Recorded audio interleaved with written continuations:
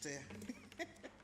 Right, evening everybody, and welcome to our last audit and governance meeting before the end of the year and the festive festivities. So welcome for tonight. Members in attendance in this room, please remember to switch microphones on when speaking and speak directly into the microphone and switch off when finished. Reporting officers joined via Teams, please switch cameras and microphones on when speaking and off when finished. Use the hands up icon on Teams to indicate a question or comment for the chair to invite you to speak. The meeting this evening will be live streamed and a recording of the meeting will be available on Council's website within 24 hours of the meeting. An exempt item private on the agenda, the chair will move the Local Government Act 1972 for the meeting to go into private and the live stream will be stopped. There may be a short delay before taking those items. Apologies for absence, please. Thank you, Chair. I've received apologies from Councillor F. Begum and also Independent Member Helen King. Chair. Thank you. With regards to minutes, item 2, no minutes at this time. Item 3, disclosures of interest. Members are reminded that they must disclose both existence and nature of any disclosable pecuniary interest and any personal interest that they may have on any matter to be considered at the meeting, unless the interest is a sensitive interest, in which event they need not disclose the nature of the interest. A member with a disclosable pecuniary interest must not further participate in any discussions of, vote on, or take any executive steps in relation to the item of business. A member with a personal interest which a member of the public with knowledge of the relevant facts would reasonably regard as so significant that is likely to prejudice the member's judgment of the public interest must similarly not participate in any discussion of, vote on, or take any executive steps in relation to the items of business. Disclosable pecuniary interests and personal interests are defined in the Council's Code of Conduct for members and co-opted members. Agenda item 4, Section 106, Local Government Act 1992. Those items of the agenda affected by Section 106 of the Local Government Act, Finance Act 1992 will be identified at the meeting. Any member so affected is reminded that they should disclose the fact and refrain from voting on those items. Are there any urgent business? No urgent business, Chair. Item 6, any reference from committees and other bodies? There are no references, Chair.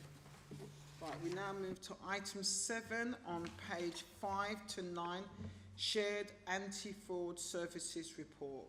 Over to you. Thank you. Good evening, Chair, and good evening, members. This report is to note our progress within the plan for this financial year. It's quite concise, so I aim to give you a brief overview with the assumption that everyone's had an opportunity to read the report. And then very happy to take questions afterwards. So as fraud is ever present, the Shared Anti-Fraud Service aims to provide a constant prevent service to all our partners across a wide range of fraud types and service areas in the authority. The detail of that activity can be found at paragraph 7 on page 89 of your bundle. Officers have attended a substantial number of training opportunities so far this year, and those opportunities will continue throughout the last quarter and quite literally in the run-up to Christmas. There's work being delivered this week and the coming weeks as well. 2 executive reports have been issued regarding risks in recruitment, the use of recruitment agencies and the use of prepaid cards in children's services. Executive reports aim to provide an awareness of potential risks and whether there's any issues with the policies and the process around their governance. Fraud allegations. The level of referrals is good across public and staff. The caseload and outcomes are provided at paragraph 10 of the report.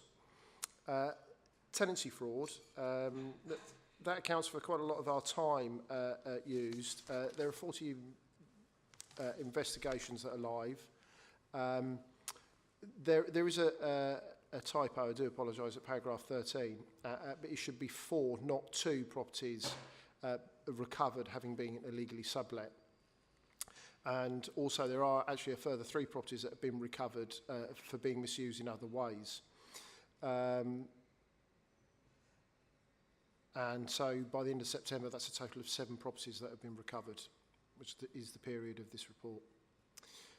Turning to some proactive work, right to buys in this report at number 65, having been reviewed. Just of late, to make you aware, Chair, because of the changes in the recent budget, there has been a notable increase of the right to buy applications. There is a plan in place to deal with that additional volume, working together with the right to buy team. So towards the end of the year, when the report comes out, there might be a rise in the number of right to buy reviews that were completed, and that will be the reason for it. It's a bit too early to say if there's any issues of a fraud nature yet, because there's quite a high volume and we haven't worked our way through all of them. But the plan is in place and they will be progressed. The data for the National Fraud Initiative has been uploaded, and we are 10 days away from the output. So it's at that point that we'll have a review of what's going on, pick that up in the new year, and for that period of time, we'll be suspending any work on the fraud hub, because effectively it is the same data. So we'll get the National Fraud Initiative out of the way, and then in the second half of the next financial year, we'll be concentrating on back on the fraud hub to keep that data current and identify any fraud. Chair, that's my report. Thank you for your report. Colleagues, are there any questions on the report? Councillor Skipperhorn, yes, go ahead. Thank you, Chair. Are you seeing any new types of fraud? We see reports in the press about new types of fraud targeting individuals, but are you seeing different types because they've been caught out with the old style? The fraud type probably hasn't changed. What sometimes changes and quite often changes is the method and the technique of how that identical fraud is committed in many different ways. And some of that is to do with technology. In fact, a lot of that. Some of that is to do with the speed of which we can now, as individuals, move money through bank accounts. That has had an effect on all the partners, actually, and a much wider field as well. So it's all of those emerging trends and threats that are usually things that make our lives easier, that also, unfortunately, then make the lives of the criminals easier, that we have to keep alive to and see how they affect our policies and procedures. So, yeah, it does change. It's an evolving landscape. There is a phrase, there is nothing new in fraud. Not quite 100% accurate, but you get the drift. It's no different in sentiment and action. It's just the method and the way it's committed. Councillor, Member Niaz, sorry, I was going to call you Councillor, sorry.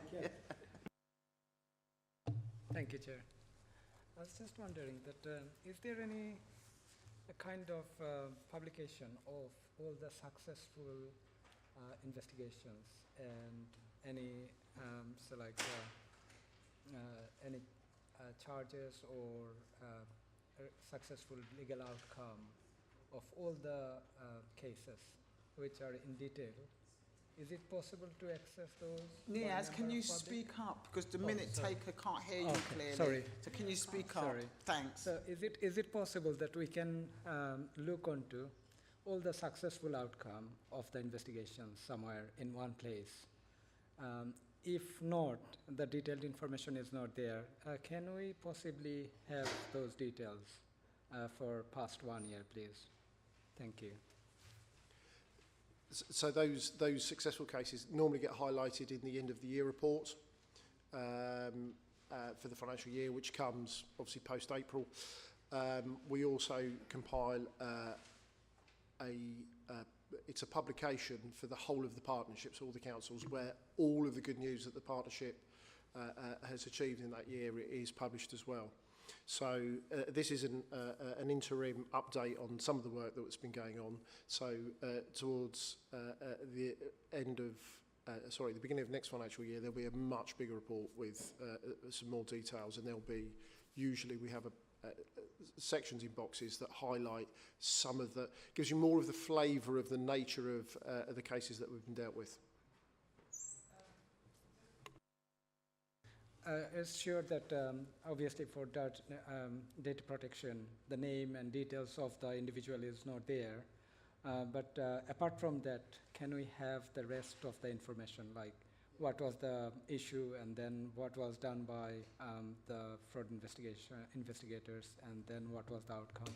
Is that available? Yeah, that's exactly what happens. This is a brief synopsis, personalised details are removed, and it's the nature of what's happened, what the success is, how it was achieved, and it's quite condensed in those reports. There's a lot of good work that goes on here in cooperation and in partnership with all of the officers. So trying to pick out some of them, because the document could be very long. So we try to put some of the slightly more unusual, or if there's a particular thing that needs highlighting. So we, to a degree, cherry pick so we can target that. And also, when we have notable successes, they get put through the comms team here. So they will appear on the website, and they will appear in local media, newspapers, and online publications if they pick that up. So that's what I know. And sorry, Chair, can I just add to the last question from the councillor? That there's also quite a lot of alerts that we send out as well that covers the new trends. It's addressed in the report, one of the paragraphs. So anything new, we do push out to all of the partners, and we get that from many different sources in that fraud arena. Councillor Farouk. Thank you, Chair. In your report on page 6, and you said 1.6 million for recorded in last case load. You know what sort of case you lost? It's on paragraph 10. Yeah, 1.4 million. I didn't quite hear the first question. 1.4 million. Yeah. That's the estimate. They estimated it. Yeah. Okay. So that, how that figure's arrived, just so you're aware, within a local government, particularly around the National Fraud Initiative exercise, certain allegations will attract a standard value of loss. And a classic one of those is if a blue badge is misused, and that's £575. So we would put that in if that case had been referred. We do have other metrics that we use, and we try to be as precise as we can where we can, because that's relevant when we're talking about council tax. So we will try to look at what the current payment is. So if it's a council tax fraud and we are overpaying by the whole month whole amount per month, we will times that by 12 and use that as the basic figure, because we don't know at the beginning how long the fraud has been going on for. So the value does increase. So some of those will fall short and be non-existent, because when we investigate, we find that there isn't a fraud. Others will be much more than that. So it gives an idea of what we're holding, and we use it, and the reason why it's on there. So when we're in meetings with officers at the council, we can explain, you know, these are where the pressures are. This is a potential value of loss here. So we might want to think about directing more resource to that area to see what's going on. Is there a problem? Can we have a look at any weaknesses or systems or processes? It's a very good indicator, but it has it moves up and down quite quickly when you get into the individual fraud types. Thank you for your questions, colleagues. I just wanted to ask question around scams.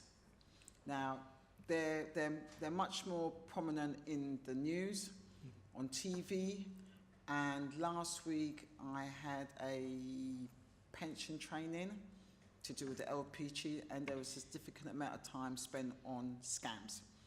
So I think it's only right, either you or Audit, you need to give us an update as to, because it's very sophisticated, I have to say. So my question is, does the hub employ or ever use an ethical hacker to test the systems? I'm just saying, looked at that.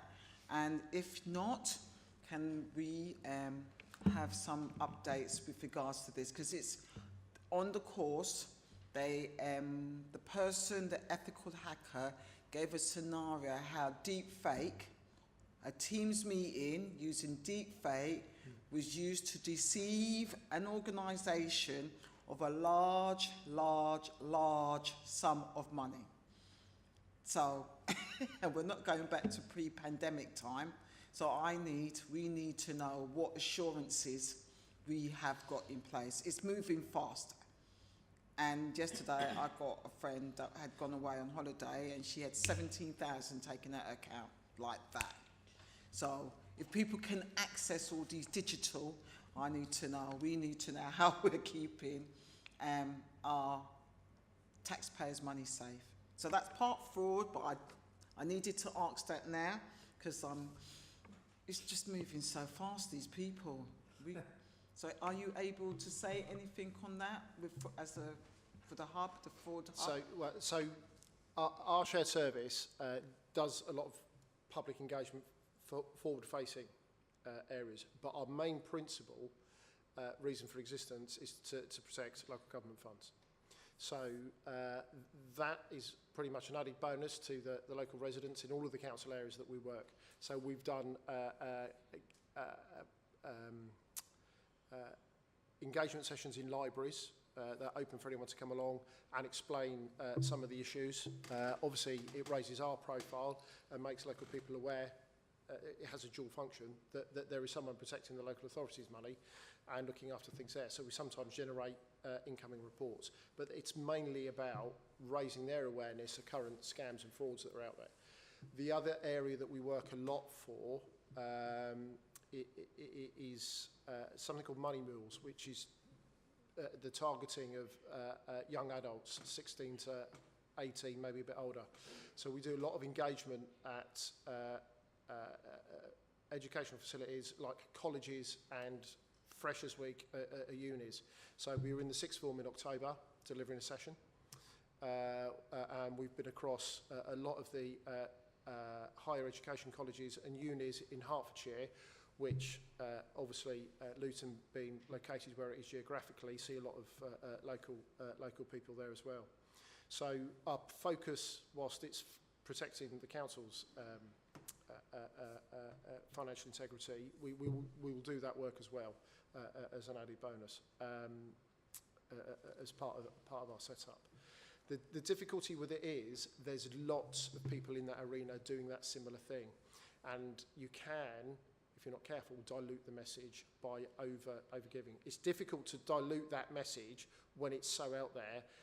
I think you've only got to turn on the television and see various different scam shows, Sewing Out Happens, magazine programmes and things like that. So the coverage is there. Our focus has to be protecting the council, and so we keep up to date ourselves with all of the latest developments.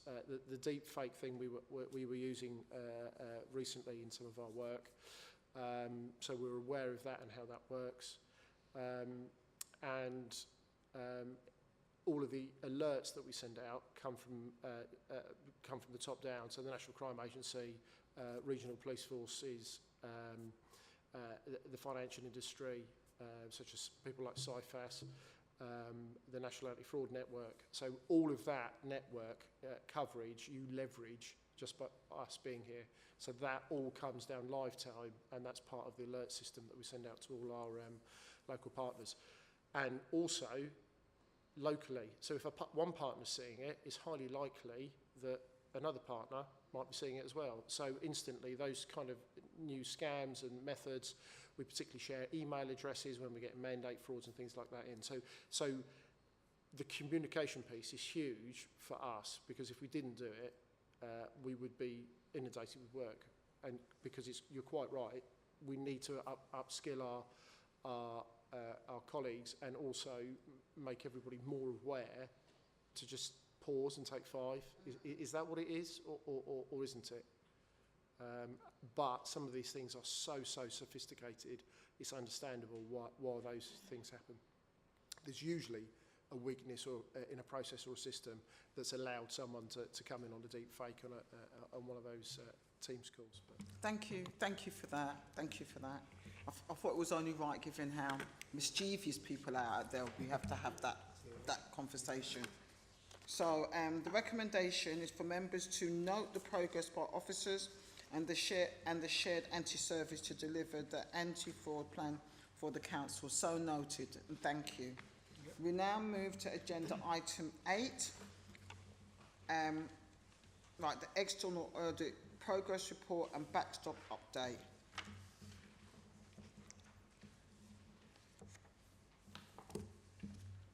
Over to you. Thanks. Thank you, Chair. So there's two papers as part of this agenda item.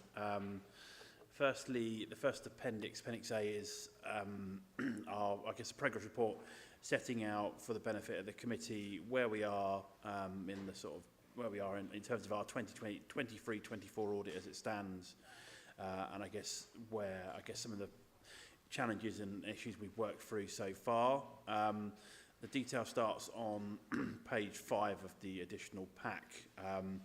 I think it would be fair to say that there have been some challenges with the accounts and the preparation of those, which I think is fair to say are consistent with what we're seeing at authorities where multiple years have been backstopped. So I think that's important to say that these are not just a Luton challenge, but we just wanted to sort of draw those out. I think almost a way to help reflect the journey that's happened since then. So I think there were some challenges with those draft accounts that we've drawn out there on page 5, and then some of the working papers that have come with those, certainly in the first few weeks of our work, and the challenges around the finance resources, which I know Dev has touched on in previous meetings, and then that broader challenge around the group accounts. Whilst I wanted to draw those points out, I do want to reflect that certainly in the last 6 to 8 weeks there's felt a real noticeable shift in terms of engagement, returns, in terms of the queries back from Dev and the finance team. So I do want to make that noted that, yes, I think there were challenges certainly in that first 2 to 3 months. Things have certainly improved in the last 6 to 8 weeks, and we're certainly moving in the right direction now. So I want to make sure that's clearly noted. On page 7 onwards, we just kind of, I think in the spirit of openness, try and reflect where we are in terms of some of the key aspects of the work. Now, we've obviously put our positions there. Management have gone through and have spent time responding to those. We've not vouched every single one of those, but I think the management updates in general reflect that trajectory of where things were and that broader progression over the last 6 to 8 weeks. So what we'll be looking to do, or we're continuing to do, and what we'll be looking to do a little bit more in the new year, is trying to close off as many of those areas as we can to enable us to give the authority as much assurance, or as much areas we've been able to close off as we can do ahead of that backstop date in February 25. We have at this stage also sort of made some initial recommendations to management. I think with one eye on future years, because ultimately, whilst 23-24 is going to be disclaimed because of what's gone before, and there's very little any of us can do about that, we feel it's important that we look to work with the authority to make things more straightforward for future years. So the recommendations that start on page 12 of the pack, page 11 of the paper onwards, effectively kind of highlight the points that were touched on earlier in the report. Management have provided their responses to each of those areas, which we're content with, and obviously we'll look to follow up as we progress. But I think there's a broader piece that turning this around from where things were going to be a challenge, but I think we want to be supportive and work with the authority to show that these are things we found now that actually if you take action now, will hopefully reduce some of those challenges when it comes to the 24-25 year end, and we've got buy-in from Dev and the team on that. So I guess that's probably all I wanted to go for initially on that. Of course, more than happy to take questions members may have on that first appendix. Niaz, have you go ahead and ask your question? Thank you. Thank you, Chair. I would ask a quick question about the clearance that I asked the previous colleagues. It's very nice to know that the situation is getting better, as you said in preceding weeks. It's really encouraging. I asked about the professional clearance before in the last meeting. Have you received that professional clearance? And if you have received, is there any serious objections from the previous auditors? And if it is, then will it be possible that you can share those with the committee members, please? I've got a few more questions. I'll gradually ask, yeah. I'll take that one first. Ultimately, we've engaged with, we've obviously had lots of conversations with the previous auditors. We've obviously observed what they have shared, obviously in recent meetings, and obviously at the most recent meeting. There's an element of this are actually, that's their perspective on proceedings. We acknowledge clearly some of the concerns that they may well have raised. Ultimately, we are trying to take our own assessment of those challenges. If we felt the same points, which we may or may do on some of these points, we would draw those out. We don't have to sit there just because they are raising those concerns and automatically take those concerns as the concerns we have, for example. So as it stands, I've got nothing that I would be wanting to draw to your attention more seriously. At this stage, we've not received any formal, objections to the accounts per se. I mean, that window has now closed, so that shouldn't happen. But yeah, no, we acknowledge those, but actually it's for, we're trying to form our own perspective on the accounts. Jeff, can I continue? Okay. Thank you very much. Thank you. It's really great that there's nothing serious you need to share with us. It's really encouraging. I have noticed that you are saying that significant delays in audit just because of engagement and might be that lack of information, adequate information there. So my understanding is that in preceding weeks, as you said, that these are sorted. Now, one concern was there before that the LBC Finance had, resource issues, like they had lack of resource, they didn't have enough manpower. So in recent weeks, I understood that they have recruited people. So have you done any kind of analysis that whether it's sufficient to provide the support to external audit, and external audit would be able to complete its audit work by the government deadline in February? Are you confident about that, please? Thank you. So, yes, I think as I kind of hopefully drew out, I think, we recognise that increase in capacity. As I say, I think from what we've seen so far, it has felt a step change, both in terms of the pace of the turnaround, the quality of the turnaround. I think, as I said earlier, there is a limit to how much we will get through this year because of where things are on the timeline, and this is obviously year one in the recovery. What I would say is that as it stands, if that trajectory continues and those colleagues, I know that's Dev's plan is, around longer term, they can then become more embedded in the finance team and build on that improvement. And I think that's the key with this. And it's not just yourselves, there's lots of authorities in a similar position. It's about, and it's really hard getting a team together and building that team forward, because actually in the long term, that's the only way to sort of turn the ship around, is actually allow people who, once you've done 2 or 3 account cycles, it's the same from our perspective as auditors, those things are more at your fingertips, where things go, you can move things quickly. Having to bring in interims every year and having to get them up to speed, and that's a lot of capacity that could be used on the account. So as it stands, it's certainly feeling like a step in the right direction, assuming those people, Dev can keep hold of those people and move that forward. Then actually when we get to next year's audit cycle, those people will have that experience and capacity that should then start to reap benefits. As I say, it will be a challenge. You know, it's not a small task from where things are, but it certainly does feel a step in the right direction in terms of that capacity. Thank you very much. I was just wondering that regarding the opening balances, you had some issues regarding the opening balances. Is that sorted now? And obviously, you have also mentioned regarding the expected standards is not adequate. So is it changing at the moment? Thank you.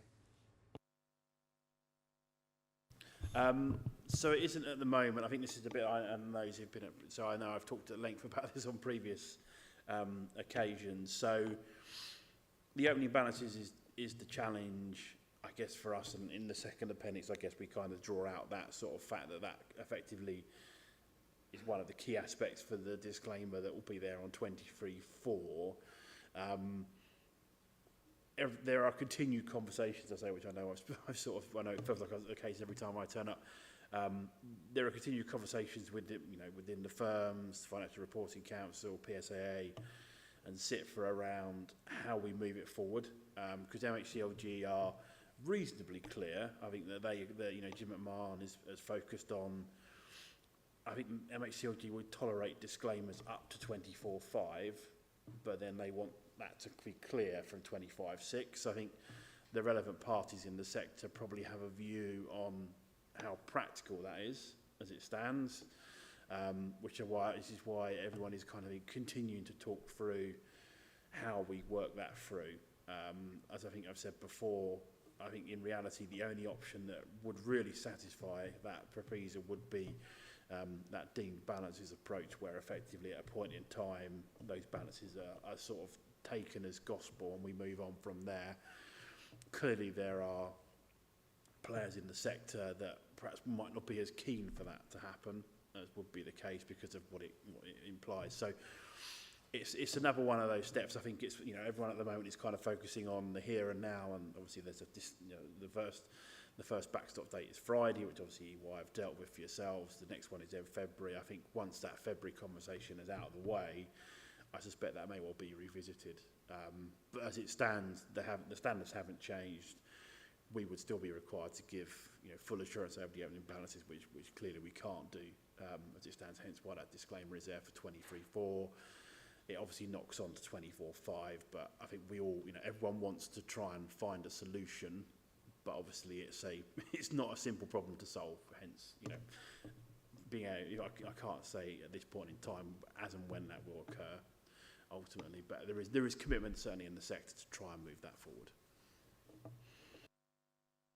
So as a committee member, obviously I was not here previously, but with 23-24, obviously, it's kind of, we are involved in that whole year, more or less.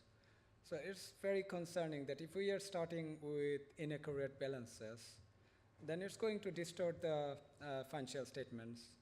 And then obviously, you are saying that probably we can sort out those in time, but until then, we are living with inappropriate accounts, isn't it? Well, so I guess, so in theory there's a lack of assurance. I think Dev signs off those, Dev has signed off those accounts that he feels they're true and fair. He would be of the view, I hope, that the internal processes and controls within the finance team shouldn't mean there are material problems in those accounts. Obviously the challenge, I guess, is that hasn't been validated. That's, I guess, the gap ultimately. And obviously that's the big challenge for the sector as a whole ultimately, is there's a view that the authorities should have sufficient processes and controls to ensure those numbers are where they should be. It's just the fact, well, for a period of time, obviously for yourself, nearly 5 years, those haven't been validated. So I guess that's the big dilemma everyone's trying to work through ultimately, is moving things forward, the balance of how much, trying to get assurance over those numbers ultimately. So in time, based on, as you move things forward, the numbers in there's less impact of those prior year numbers. So at a point in time, if we were to say for the next 3 years, complete sufficient audits of the closing position and the in-year transactions, you'd actually then be able to form a view and go, well, actually, all the numbers that then are in those accounts, we have enough assurance over. But it is a passage of time thing because of the way the accounts work. So ultimately, I guess that challenge is that we're of the view that those accounts are true and fair. Deb will sign them off as a true and fair. It's just that there's not that external validation that statement is correct, ultimately.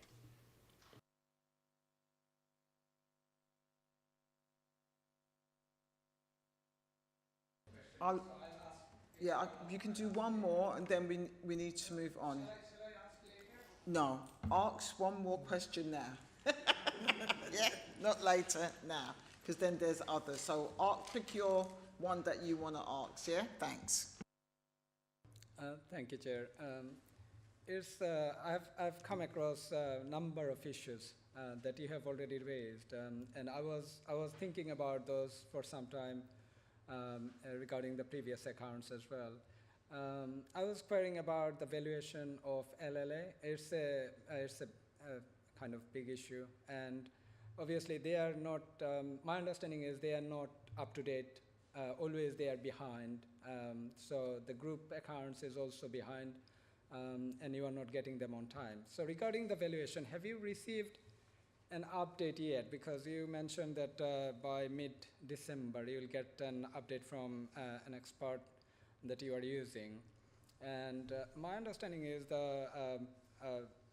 whether, so like previously they've confirmed that, there were other experts, they gave evaluation, and the previous external auditors, they had disagreement with that valuation. So whether a principle of prudence is applied when there are two lots of valuation from two experts to make sure that we are in safe side, not overstating our values and then causing all sorts of problem related to that, and especially in terms of IASS and IFRSs, whether we are following them properly or not.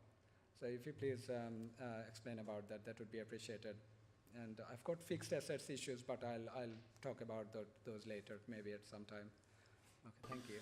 Thank you. So I think in terms of the group accounts position, so I'll let Deb just entirely sort of clarify exactly where they are. So in terms of how the group accounts would normally work, so obviously the airport has its own auditor.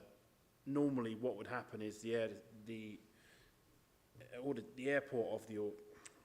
the airport would issue their opinion. We would then seek to place reliance on that work rather than redoing it ourselves. We'd have to do some checks and balances on it, and then that we would lean on that to provide, I guess, a significant part of our assurance over the accounts. What we've done this year, I guess, partly because of where things are, but again, a recognition of trying to move things forward, is whilst I don't think we've seen the group numbers yet, we have received from the airport its valuation report of the airport, and as I've put in my report there, we have engaged our expert to do a review of that report to provide us with some assurances over that report, which we wouldn't, I guess in an ideal world we wouldn't have to do, but recognising where we are, year one of that cycle, we felt it was a useful tool to do. As I was just updating Deb before the meeting, that report came back in the last couple of days. In broad terms, that report is positive in terms of the approach that's been taken to the valuation of the airport. It has raised some follow-up queries, which we'll look to share with the finance team in due course, but it's a positive step in the right direction in the sense it gives us, I say obviously we'd have to work through some of those queries, but actually at a high level, it's not causing us any significant concerns with the approach, the methodology, and those kind of, which I know isn't perhaps where things were in the past, which I think is a positive improvement. So yeah, obviously I'll need to speak with colleagues in the finance team around some of those challenges, and I guess how much of that needs to be resolved for this year and how much we can look to resolve next year. But it certainly does again feel a step in the right direction from where things were in previous years. So I think that'd be my view. I think in terms of, just briefly, in terms of other questions, more than happy to take those outside of the meeting if needed. Oh, hang on, Dev, can I get my colleagues to ask the auditors questions and then we just finish with the external auditor and then you can come in? Is that okay? Thank you. So are there any questions from my other colleagues on the committee of the external auditor on their presentation? Councillor Hussain. I mean, first of all, the independent person on this board is just as important as any member of this committee. And the idea was that they will ask independently away from the council. Now, can I ask you, I mean, in light of our experience in the last few years, in terms of the value of the airport and the general, with the previous experience, I mean, one of the things members would like to see is that an early sign of you, if you have any serious concern, to let us know at a very early stage, rather than us coming towards the end of it, and then we got so many serious concerns, and then we have two professionals sitting here. He said that, and I said that, and the debate goes on forevermore until the cows come home. So can we please ask you to give us an early warning to the members so that we can then understand in more in layman's terms rather than the experts. Yeah, no, that's absolutely fine, Councillor. And to be honest, that was one of the reasons I sort of pushed for us to go through that work internally and get our expert to look at it, because ultimately it would have been very easy for me to take a view, well, we're going to disclaim the accounts, well, the likelihood of us completing that area of work by the end of February would have been reasonably low. So I could have easily gone, actually, we're going to park that till next year. But I felt, given the challenges that had gone before, it felt to be worthwhile to have that conversation now. And at least, you know, if there were particular concerns, we could have at least raised those and looked to move those forward ultimately. So, yeah, I think, you know, going forward, we'll obviously look to get hold of that, obviously, you know, even more timely going forward. But it's certainly, it's an area, effectively, I've taken a decision to invest in this year to make sure that if there were any particular concerns, we can flush those out before we move things forward, so it doesn't then become a legacy issue as we go through the accounts. But yeah, absolutely note your point, and we'll look to build that in as we go forward. Thank you. Any other questions of the external auditor? Right, Dev, section 151 officer, you can now come in. Thank you. Just to say to Matt and the team, a big thank you, because it has been a very good working relationship. We have been working very closely. We had a challenge, as Matt said. We had one of our staff, unfortunately, was off sick for 8 weeks and didn't return to work, so that's knowledge and everything was gone. But since then, as Matt said, we put maximum resources, and if we need more resources, we put technical resources. So there has been a significant improvement. Still, there's a long way to go. It's not there, but we are working and trying to resolve everything so that when Matt teams come back in January, we've got quite in a much more strong position. But we've already, you will see our recommendation. So coming back to Councillor Hussein's point, yeah, absolutely, we are working. If there's anything, we'll bring it to members' attention. But you will see the difference here in this report, that our management response has been taken on board, and the report reflects management response. But with the previous, our response was not included in those reports. That's what we had to bring it to the audit committee, because we didn't have an avenue to raise. But here you will see all our, of course, auditors look at our management response and see whether it's a fair reflection, and it's reflected. So that's why I fully endorse that report, because the fair reflection and our response, and I know it's a challenge. So just other things, Chair, what I would like to say. In terms of valuation, the reason you will see in our response, the reason there was this slight delay is because the airport valuation was done, and it was done at 18 million passengers. Yeah. But because the airport has got the planning application for 19 million passengers, then the board felt from LAL that they would like to reflect that additional number of passengers, and that in itself has resulted in a 71 million increase in the airport value. And that's significant, because if we didn't do that, then our auditors might come back and say, but why you're not choosing 19 million in terms of 18 million? So that's why we had to do it. Now that valuation has been done, has been reflected in LAL accounts, and LAL accounts has been audited, and there has been discussion between GT and LAL auditors and the valuers on both sides. And that account, my understanding, will be signed by auditors this week or next week, and will be filed with Company House with the deadline. So you will see those account evaluation, and we liaise with GT and AZ to make sure GT are at this stage, as Matt said, high level, they're okay. Valuation, when we're talking about 1.3, 1.4 billion, a little bit, 100 million is significant for yeah. So that's why. So coming back to your point where you say previous auditors had issues. So as at in 22-23, they said, no, it's within the range. And even Ernst & Young, the auditors, said the value was within the range. So they took about the range. So there was not disagreement. I think 2 years ago, there was with PricewaterhouseCoopers. So there was, yeah. But 22-23 and 24 is within a range, and the range can be plus minus 100 billion. That's how far. So just to let you know that, yeah, the valuation 23-24, both of those will be in aggregate. Subject to, of course, Matt team will say, but reassure on this, and that. But at this stage, the valuation is more or less where we all as a team can feel comfortable with. Thank you, Chair. Thanks. Right. Any members got questions? I think, Farouk, did you have a question? No, I'm okay. Okay. Councillor Underwood, then Niaz. Go on. Thank you, Chair. Yeah, it's reassuring that both parties have, are saying that the relationship is going well, and that the auditors have mentioned the fact that in the last 6 to 8 weeks, the responses and the activity on the council side is improving. I mean, I guess we're still playing catch up with everything, with all of the previous audits, and I just would like to get an idea of how all this is being managed, because presumably the finance department's also preparing the budget, and you're responding to all these queries and all this and the feedback that's coming back from the auditors. How is all that process being managed?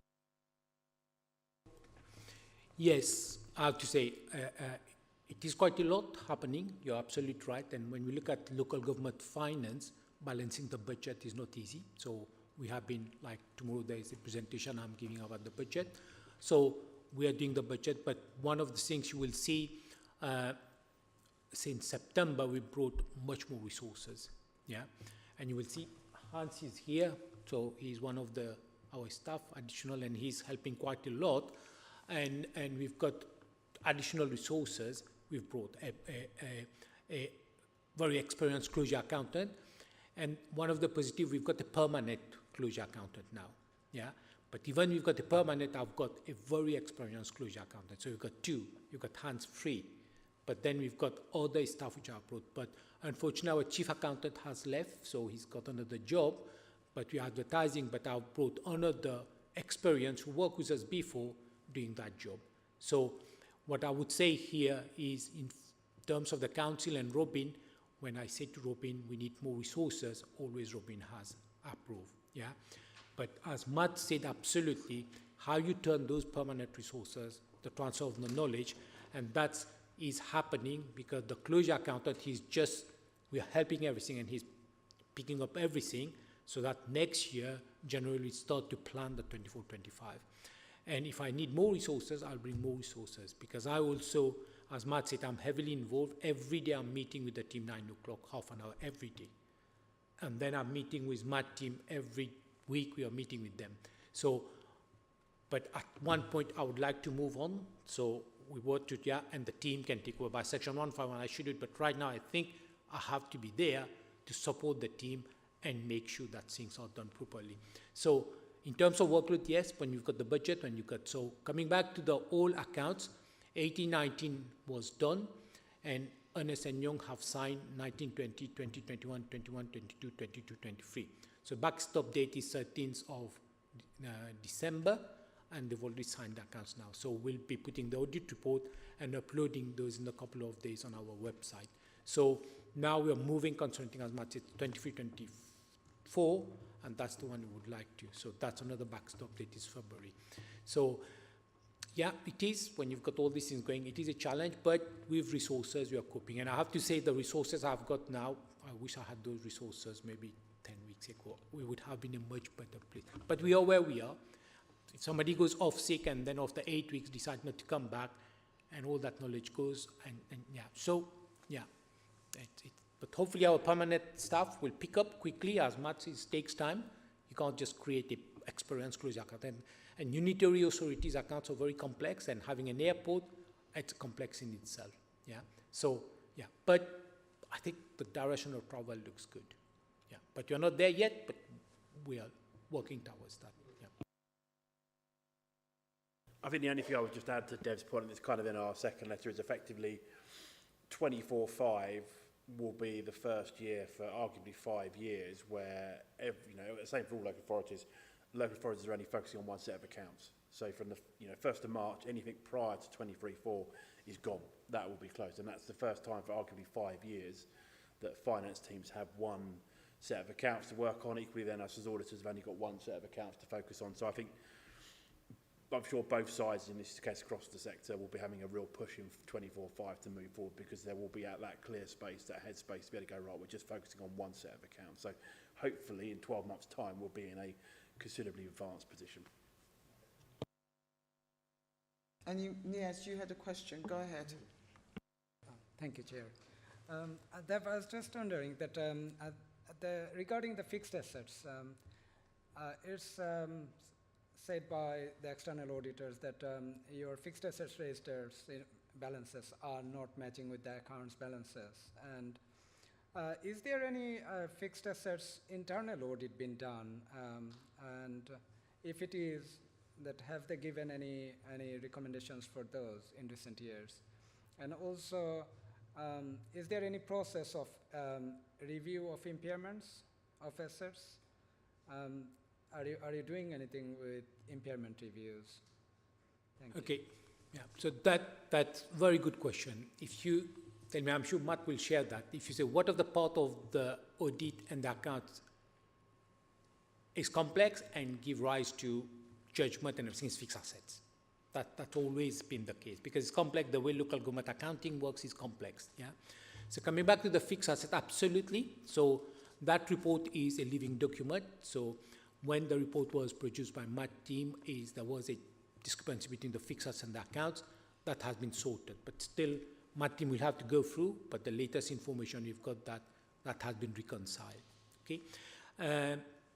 So the accounts is okay, is the fixed asset when you roll forward balances and you check the depreciation and the way it's done, but my reassurance now that has been sort of reconciled now. So there's no discrepancy between the fixed asset register and the accounts, yeah? But subject to our auditors going through, but I've been reassured and I've looked at it. In terms of impairment, yes, we do, we carry it, and that's what our auditors are saying, that when we do evaluation in one of the areas, so the HRA, which is a property, we do it every year. The investment property, we do it every year, because those are the big chunk of items. But the rest, we do it on a 5-year rolling program. So 20%, 20%, 20%. So if there is an impairment, we'll pick up on that 20%. But what our auditors said, but how about the 80%? Can you have an overall view of that and see whether there's potentially impaired? So let's say if we got 80% of assets, but then there's out of the 80%, there's one asset in some area where there's all shops are empty and everything, so potentially that area, yeah. So we are going to do that. I've discussed with Mark Deve, he's in our fixed asset team. I said, the recommendation here is we are going to review the 80%, and there's an impairment, we'll take those on board as well. So yes, we do impairment. And you will see the group account as well, there was an impairment in terms of the DOT, so that as well, now it has gone up now. So we do look at impairment, and coming back to your point, yeah, we apply the accounting standards of impairment, and if you have to impair it, we'll impair it. So there will be assets which will be impaired. So if there's a property, commercial property is empty, and if the future yield on that property would be lower than what we are currently, so we'll impair that as well. So we do those, and we'll go through with our auditors. So yeah, we do take into account. Thank you. Okay, thank you. I think we've concluded item 8. So the recommendation for item 8 is that the Audit and Governance Committee is asked to note the report. Yep. So noted. Thank you. Sorry, we now move to item 9, internal audit plan, update and follow-up of internal audit recommendation, page 10 to 36. Over to you, Audit Manager. Thank you, Chair, and good evening, everyone. So the report in front of you is an update on the internal audit work undertaken for the 6-month period from April to September. It's to highlight any key internal control issues and to provide assurance which can be given on the internal control framework. Paragraph 7 shows that as at the end of Q2, we completed 44% of the plan, and we are currently on target to achieve at least 90% of the audit plan by the end of year. Paragraph 10, at the time of reporting this report, we have issued 35 final reports and certified 8 grant claims to confirm that the terms and conditions of the grant were met. Of these, 4 have received a limited assurance and 2 have received a no assurance.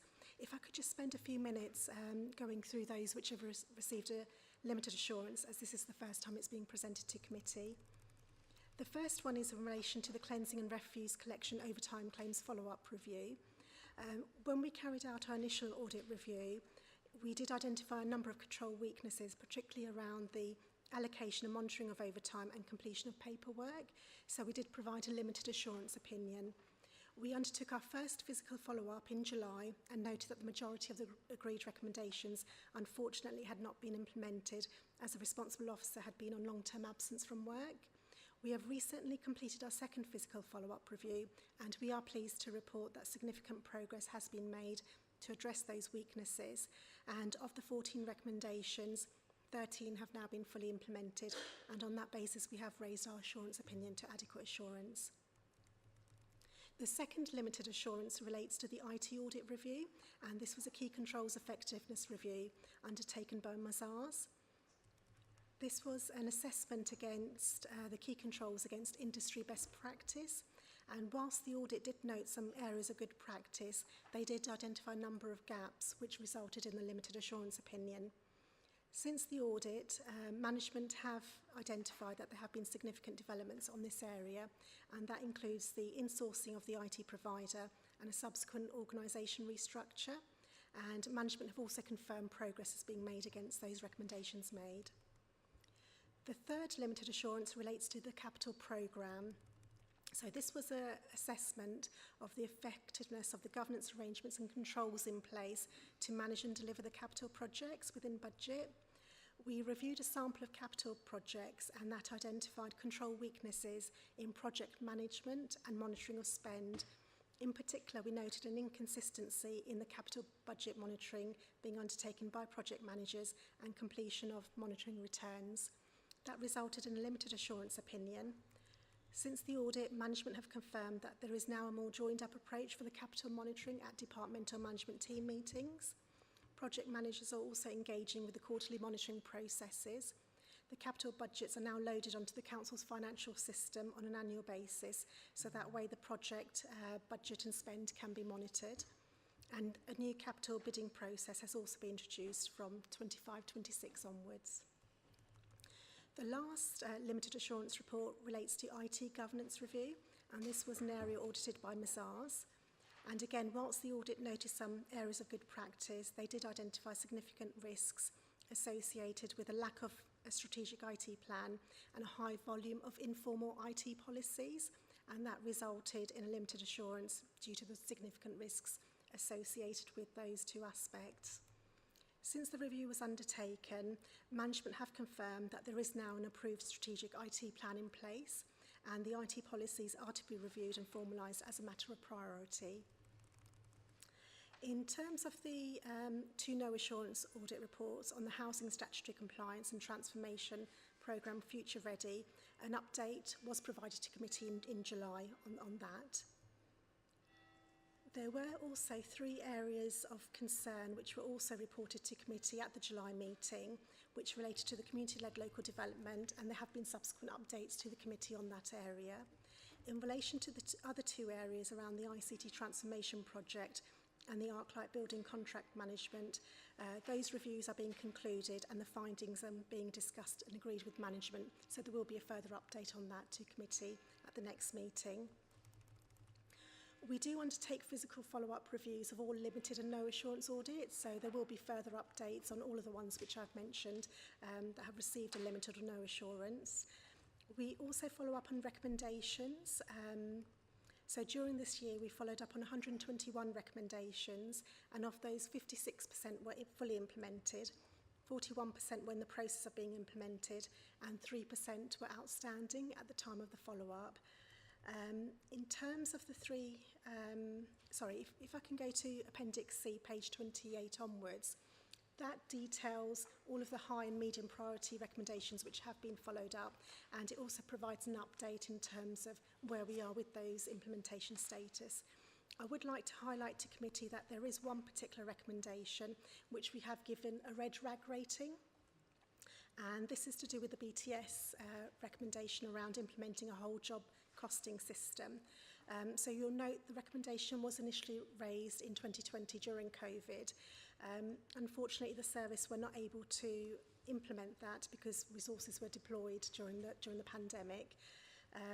Since then, they have been looking at various systems, but unfortunately they haven't been able to progress with that. They are now looking to introduce a whole job costing system as part of the new housing-wide IT system. And again, that will be delivered in various phases. And I believe as part of the last update that I received from the service, they expect this to be implemented by the end of June 2025. In terms of this recommendation, it is to promote the efficiencies within the service and to be able them to determine its cost effectiveness on a more granular basis. There are compensating controls in place in terms of what they're already doing to kind of manage those risks around that. So in terms of that is being looked at, but it will take some time to develop that system. Just coming back to the recommendations, the committee is recommended to receive the report and note the action being taken by management to implement the agreed recommendations. I'm happy to take questions on that, Chair. Any question, colleagues? Councillor Underwood and then Niaz. Go. Thank you, Chair. I've got several questions. The first one to do with the capital programme limited assurance opinion.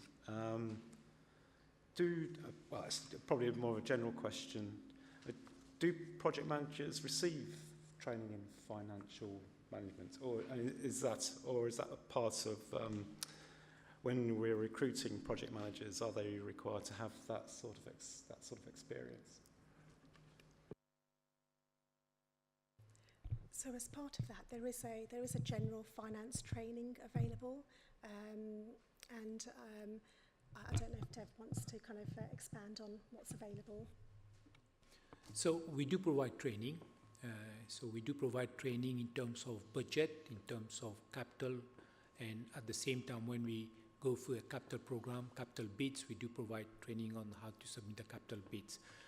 Can we do more training? Yes. So from January, we'll be embarking in a much more extensive training, and including members as well. So the Chief Executive has discussed that, and we are a couple of weeks ago, and so we'll set aside budget to provide more training to staff, to members, and because the landscape is changing. So local government finance is changing. There is much more challenge in terms of the budget, in terms of how we monitor our budget and how we monitor our capital program, because things our demand is increasing. We are more and more towards making more savings, and so we have to balance how much time we spend, and so we are going to provide more training. Absolutely, we'll have a training program. SIPFA is doing an overall review, and when we discuss about, as the chair mentioned, that January will be sitting with the chair and the chief exec to say how we are going to address some of the recommendations made in terms of statutory recommendations. So we'll look at that.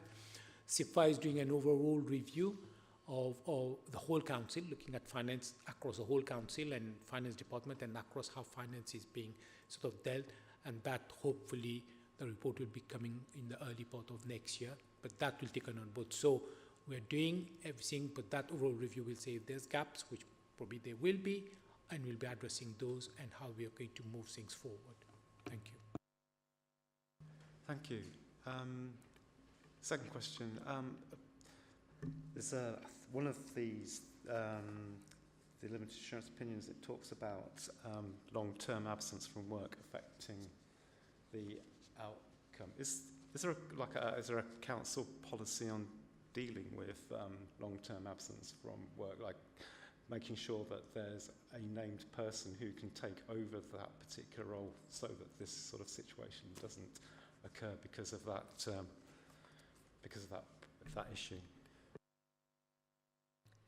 So as part of the long-term absence, the service managers would follow the council sickness absence procedures, and they would kind of liaise with them around that. But in terms of the roles and responsibilities, unfortunately, on this instance, as we followed up, the actions hadn't progressed as well as we'd like them to, so they were deemed as not being implemented at that point in time. And we did escalate that with the service director at that point in time, who assured us that they will put in the resources needed to escalate that, and then you can kind of see the result a few months later that they were immediately implemented. So there is an escalation process as part of the follow-up process where we've identified that. We will escalate that and come to a resolution. Okay, thank you. There's a couple of high priority audits that haven't started yet. Budgetary control and capital accounting. Is there? So the budgetary control, we're due to commence that in Q4, and the same with capital accounting, because we've recently completed the capital programme audit. We'll be moving on that into Q4 as well. Thank you. Last one. The training, the average was 1.6 days per person. Was that last financial year? The target is 5 days. Is that having any effect on your department's efficiency or work generally? So the average of 5 days, we normally build that in as part of determining the number of available days there are to deliver the audit plan. So it is something that we allow for per staff member within the team. And you will find that some people do deliver that training, but those who are studying, they would study in their own time as well. So so this is purely the time that they spend in terms of CPD that they need, as, you know, during the work time that they would do. I think it's just giving that target, that capacity there to be able to kind of use some of that time for more training. And they do pick up you know, key themes which need to be looked at. They do attend those webinars or those sessions, particularly on an audit that they're working on as well. So again, they would have a look at that to be able to kind of deliver that work to the standard required as well. So perhaps didn't phrase it very well. So what I meant was, is it affecting the individuals involved because they're not getting the training? Is that affecting their work, or is that does that have any other implications? So with that, we have regular check-ins on a quarterly basis. So as part of the quarterly check-ins, again, the training and the development would form part of that as well. So at that point in time, if there is an area of work or concerns, we'd obviously raise that, and then we'll make sure that they've got the relevant training. There's a lot of on-the-job training as well, but in those cases, the time will be coded to the job that they're working on rather than the training code. So you might not necessarily see that reflected in the 1 point, you know, nearly the 2 days that they've spent so far. And that is as at the end of September as well. So it is only for the first half of the year, if you like, in terms of that target. On top of that, all of the audits that are done by the auditor as well, they're all subject to a FAR review, and we do have a quality assurance process around that. So again, if we were to pick up something as part of the quality assurance review, again, we'd be able to provide that support and training to that auditor to be able to kind of deliver that piece of work going forward in a different way and much more effectively as well. Thank you, Councillor Niaz. Your question, please. Thank you, Chair. I was just wondering that you have done some good work. These are reported on your report, that especially like IT audit. And what I noticed that that this is the IT audit is done by external sourced auditors like Mazars, you said. Is the internal audit team at the moment adequately resourced? Any resource analysis been done that who can basically cover all the areas of the council's internal audit, like especially specialist areas where you need specialized staff? Thank you. So as part of our annual audit strategy, we do assess the skills and capabilities of the audit team. We do have we do buy back resources when we need to. So say, for example, with the IT audits, we did source that from Mazars because that's quite a technical area to be able to audit. So we did source that specialist kind of technical I suppose, auditors to be able to kind of perform that work for us to give the authority the assurances around that subject area.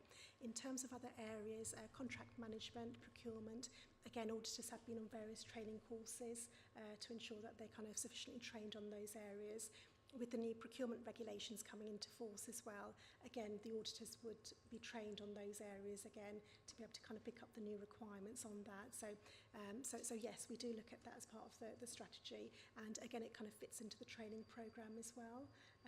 So as part of that, the check-ins and the file reviews, again, we'd make sure that the work is allocated to the auditor who's able to be able to kind of perform that particular audit. And we would base that based on their skills and abilities as well.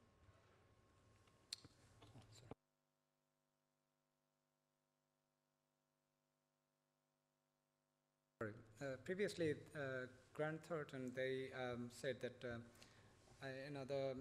internal audit work done, that is, the standard was kind of making their work harder than it should be. And they had to re-perform some of the work already carried out by the internal audit to validate those. Is there any cost involved to that for re-performing the audit work? And if so, what was the cost? And is there any discussion going on with external auditors in between internal auditors and external auditors to make sure that there is a proper plan, that what kind of internal audit work can give to certain level of assurance to the external auditors to perform their audit more efficiently, and then they can give the independent assurance on basis of that. And if any consultation or collaboration been done between internal audit and external audit, please. And also, in terms of the cost, that is when you're getting in external auditors to do the internal audit, perform the internal audit, is there any cost-benefit analysis been done that whether it would be more cost-effective to recruit the staff than what the external are, providing? Thank you. Thank you. If I could take the first question, in terms of the external audit assurance, I mean, Matt, correct me if I'm wrong, but you do need to perform your own assurances around the work that is done. So there is a certain amount of, especially with the key control systems, because they feed into the accounts, the external auditors would need to re-perform. So you may use our reports to have a look at the issues and areas, but there is a certain amount of work that they would be required to do around that. I don't know if you wanted to add some more before I pick up on the other questions. Yeah, I'll quickly jump in. I mean, I think we do engage and we do liaise with Kanchan and team in terms of sort of their work and that. I think it's one of these things that sadly the auditing standards have moved us, if I'm honest, to probably a more unhelpful place. If I can go back to when I started sort of 15 years ago, there was a term of managed audit where effectively, as external auditors, we could rely a lot more on the work of internal audit to try and cut down on the workload. Sadly, the standards almost mean now that if we were to rely on internal audit work, we would almost need to do the same amount of work ourselves. So effectively, we try, it's more as kind of a risk assessment part of our work, so we'll read the reports and see if that points us in a particular direction. So I guess we engage as much as we can do. We make as much use as we can do. Sadly, the standards don't allow us to be quite as joined up as we used to be. If I'm being honest, it's not a particularly great thing for any of us, because there was a time when we could work a lot closer, and if internal audit did work in there, it might mean we wouldn't, but sadly the standards don't allow that anymore. But so we make the best use of what we can do within the bounds of those standards. Thank you. And in terms of the other areas, again, our audit planning process will commence again from January. So at that point in time, we will have discussions with the external auditors as well around key risks and things that possibly we could include as part of next year's plan as well. So that consultation will take place. In terms of your questions around the costs associated with the external reviews. So we do have a budget to provide certain reviews. The committee will be aware that we have had vacancies in the past, and we have struggled to recruit to those vacancies as well. So I think those specialist roles will be quite heavily in demand, and I think it would be quite difficult. I mean, we've had difficulties in recruiting to experienced senior auditors and experienced principal auditors as well. So I think it would be quite difficult to recruit to those posts based on the experiences we've had in trying to recruit to those levels.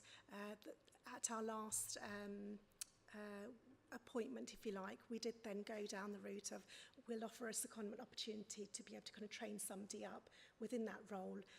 So as an area, it's something that we could consider whether we want an auditor to be specialised in a specific area, so we could consider a much more kind of specialised role or training for that auditor going forward. That could be an option.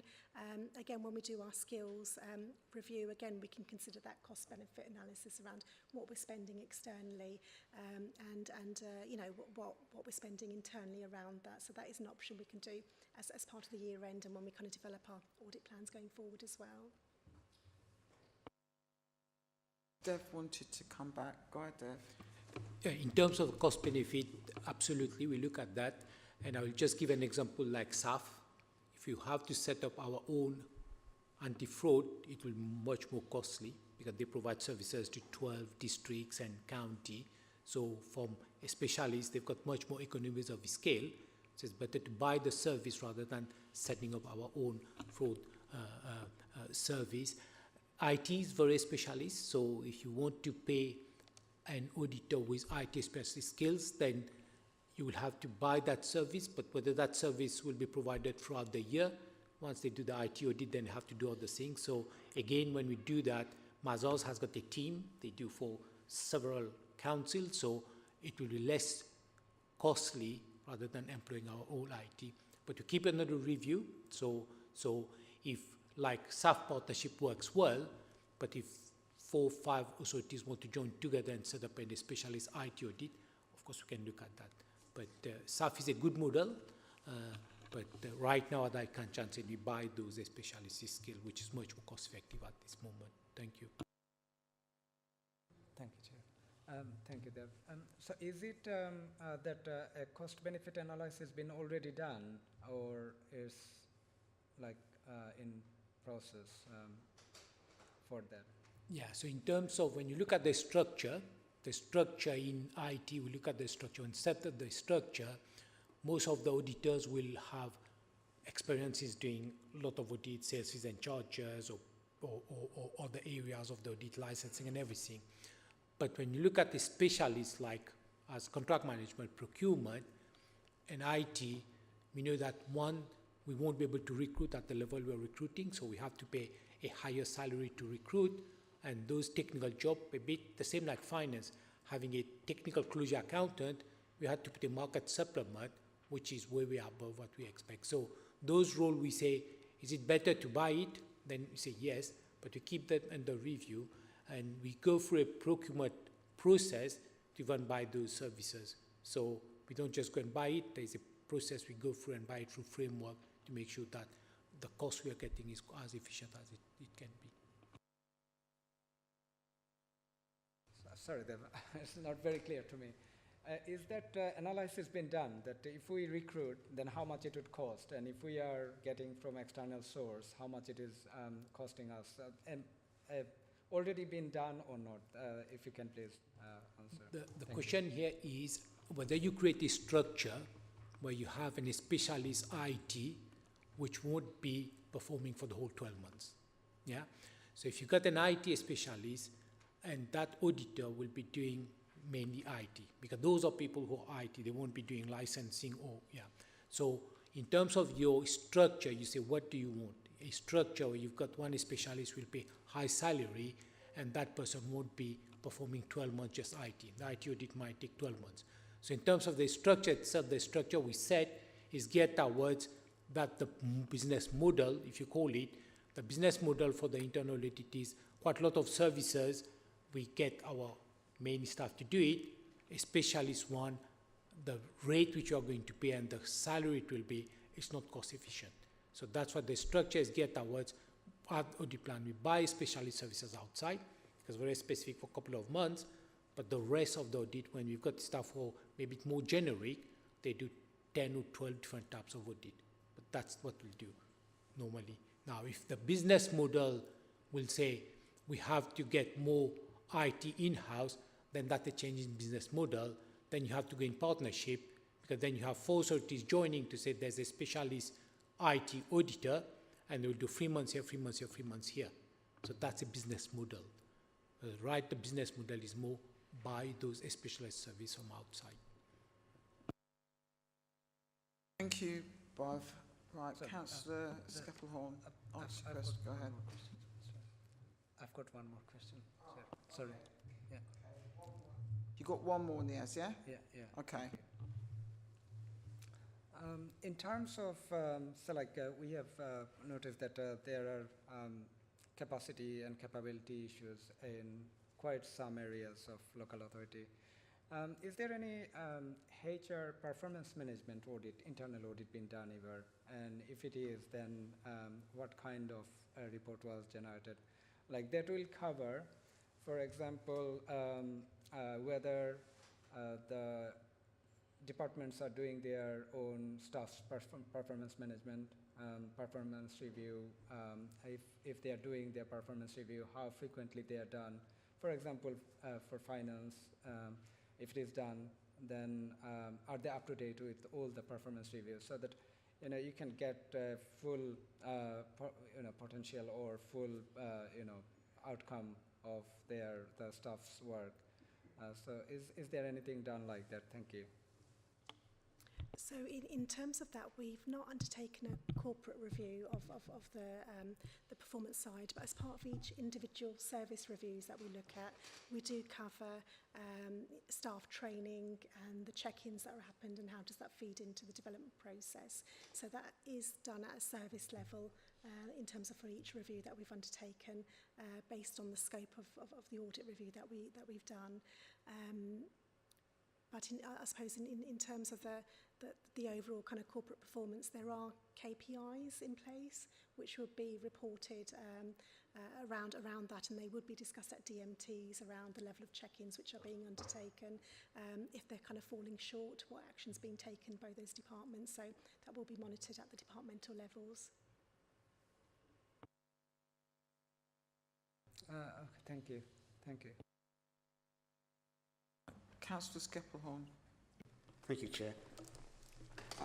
Looking at page 31 in the summary, we've got a situation where we have 51 to 49% of fully implemented or only partially or not implemented at all. Is that down to resources or lack of resources or lack of willingness to implement the recommendations? So with the ones which are in progress, when we kind of follow up with the services, we do ask them to explain where they are. Sometimes things have moved on a little bit and they might need to do something differently to kind of implement that recommendation.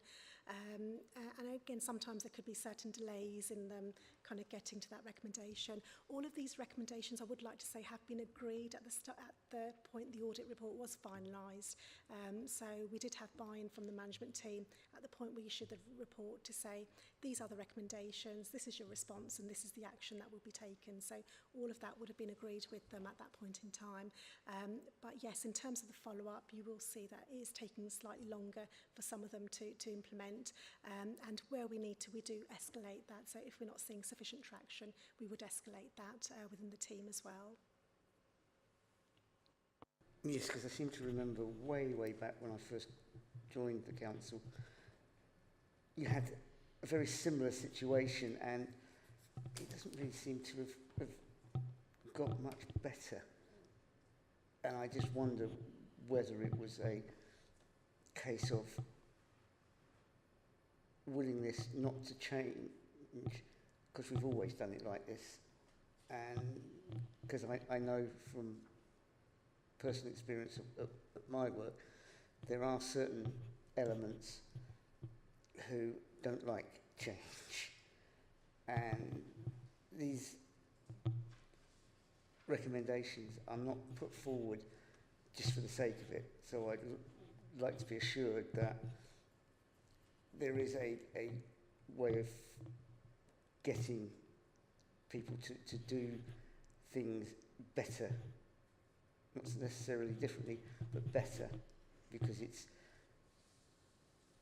better for the council, better for the taxpayers. So I should keep my eye on it, because it's been a long time since I was first on, and it's the same sort of thing that we're seeing.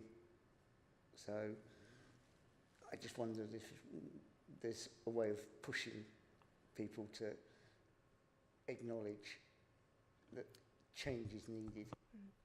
And I think, you know, in terms of that, particularly that, you know, I think most of these recommendations are now within the last kind of, I think 18 months or so, I think, since the audit report has been issued. So you will find that as we get closer to the year end, you will find more of them start to be implemented, because we do have a target to achieve or fully implement by 75%, and we did achieve that target last year around the fully implementation. So again, we will work with the service managers and escalate that up to service directors and even higher if we need to be able to get that traction to close some of those longer outstanding recommendations and closed off. And if the needs be, if you do find something where actually, you know, particularly with the limited or the no assurances, where you're finding, because those audits have identified substantial control weaknesses around those areas. So if it's inadequate, or, you know, some of them are low priority recommendations, so they are best practice recommendations. So it's the high and the medium priorities, ones that we're particularly interested in.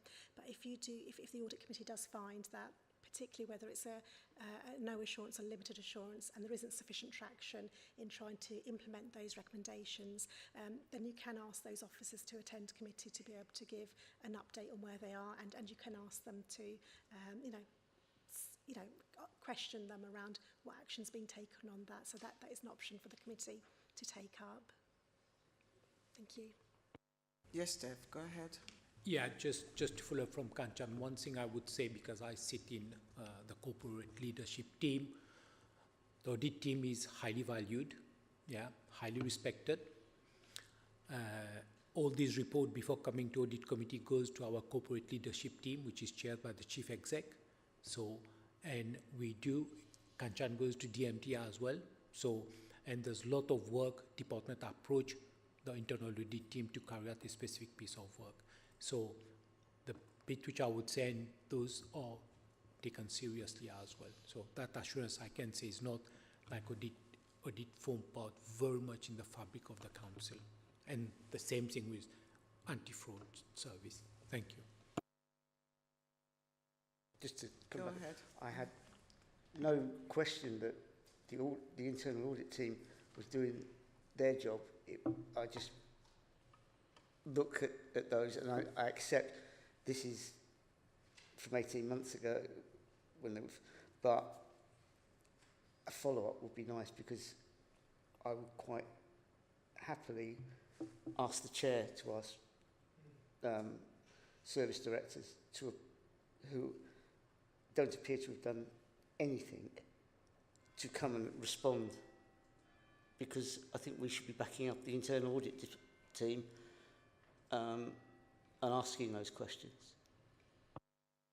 Yeah, I don't have a problem with that. I mean, one of the way we can look is to plan it ahead. So if something after 2 updates haven't progressed, we just put it on the work plan. That would give the relevant department, if everybody's happy with that, to come and update us, and then they can speak for themselves as to what their challenge is or not. Is everybody in agreement with that? Yeah? Yeah, is that okay? So I'll propose that as a recommendation if everybody's, you second it, so Councillor Skeppenhall seconds that. So for those that are not in, after 2 updates, so they get a little breeze. No, don't put breeze in the notes. Yeah, yeah, they need to come and update and explain what the challenge is and what's impeding them from making progress. Yeah. Is that agreed? Unanimously agreed? Yeah. Thank you. So on that note, if everybody asks their questions that they need to ask. Yeah. Thank you. But the recommendation is that the committee is recommended to receive the internal audit plan update report, which covers the period 1st of April 2024 to the 30th of September 2024. Yeah. And number 2, 2.2, note the actions being taken by management to implement agreed internal audit recommendation, and we've passed that additional one. Yeah, agreed. Agreed. Thank you, colleagues. We now move to agenda item 10 on page 37, which is the corporate risk update. Over to you, Kanchan, for that. Thank you. Thank you, Chair. So this is an update on the authority's corporate risks, and paragraph 9 onwards details that there are currently 39 risks on the corporate risk register, and since the last update, 1 risk has been withdrawn in relation to the implications of Brexit, since the changes in legislation have came into effect, they've had time to bed in now, so that's been withdrawn from the risk register. In terms of changes in risk prioritisation, these have changed for 5 risks, and these are detailed in paragraph 11 onwards. So failure to recruit and retain staff, that's actually reduced from a high priority to a medium high priority now, because of the investment in the internal recruitment service is leading to significant improvement in performance. And there are also some statistics in the comments around the staff turnover over the last 12 months being about 10.68%, and the unsuccessful recruitments for quarter 2 was 4.6% in terms of the monitoring which was undertaken. Failure to act appropriately following a receipt of a safeguarding concern. That risk has also been reduced by the risk owner from medium high to medium low, and again the comments detail the controls in place which have resulted in that reduction. The third risk relates to Ofsted, and that has actually increased from a low to a medium low, because the risk is continued to be monitored and reviewed against the progress being made against the Ofsted improvement plan. And the risk owner has stated that the recruitment of qualified staff, reduction of agency staff, and the increasing demands and complexity of children's needs and financial challenges do remain factors that may compromise the pace of the improvement activity. So they have increased that risk on that basis. In terms of the Adult Social Care Quality Commission inspection results, that risk has been reviewed and they've increased it from a medium low to a medium high, and that was due to an incorrect assumption that had been made about the consequences and the impact of the risk, so that has increased, which resulted in an increase. The last one was around the delays in the completion of the external audits for the previous accounts, and as they have been presented to the committee, that risk has reduced from a high priority to medium low priority. So now there are only currently 3 high priority risks on the corporate risk register, and this is detailed in paragraph 13 onwards, and this relates to failure to keep to approved budget, the current demand profile and poverty in Luton, resulting in overspend on the agreed budget, and the look in the town of the town centre, causing a decline. So they are now the 3 high priority risks on the corporate risk register at this point in time. The recommendation for the committee is to note this report, and I'm happy to take questions on that, Chair.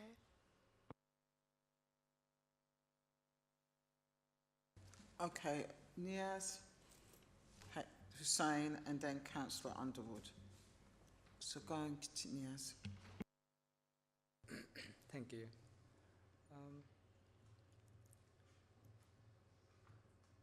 Thank you very much for the presenting the report. As we have discussed about some of the issues regarding the schools, Luton schools, that whether these risks have been considered at, while the risks are assessed for the local authority. Certain things are there that we are watching very often is the children's safety around the Luton schools, before and after school. And these are including inappropriate parking, driving, and this kind of things. I've got some understanding from school that they are finding that some of the children even given statements that they purchased narcotics from local shops. And some schools have already reported it to trading standards. So my question is that whether we are doing any work at all regarding these risks, that these are affecting our whole society, and whether we are dealing with those risks at all. In terms of mobile traffic cameras, I believe LBC has got certain number of mobile traffic cameras, but you will be able to give us better information about it. Are they in use, like in Berry Park areas, inappropriate parking are there all the time, most of the time I would say, instead of all the time, schools, areas, and also our education system in Luton, while I was comparing, although thank you very much for providing the KPIs regarding the schools and stuff, I really appreciate that. But I tried to compare with other areas, even a neighboring Hertfordshire, when I look into. Our Luton schools are way behind in terms of education and other behavior issues. Would it be possible that we can get some information about how many schools in Luton are outstanding at the moment, how many are good, how many require improvement, and how many are unsatisfactory, and what kind of action plan been taken? Previously you said that we can do probably a meeting with the education director. If that can be possible, Chair, I would request for that as well. And one last thing I would ask you, please, that is risk associated with the legal action by residents. That was, you previously reported that one of the residents' death was, unfortunately, happened because of the fire alarm. And is there any update whether that has gone to the court, whether that is, that has got any consequence at the moment or not? If possible, please let us know. Thank you. Thank you. Dev, do you want to come in on this? Yeah, please? so we will be quite happy to answer all these, but this is very service specific, so we'll just send it to service rather than Kanchan getting the information, and so we'll take it to the service.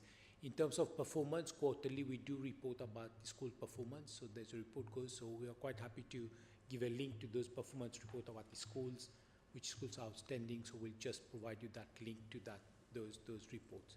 So, and then if there's anything specific, then we can put you in contact with the services who can just respond to those, because sometimes things can be responded and we can respond in a different way. So we take note of all this and we'll let you have those information. Yeah? Yeah, thank you. Any way, Chair, we can kind of schedule a timeline for going through these issues so that, I'm also not going, back from, in getting involved into those. I need to understand, timeline for what? The questions being... Yeah,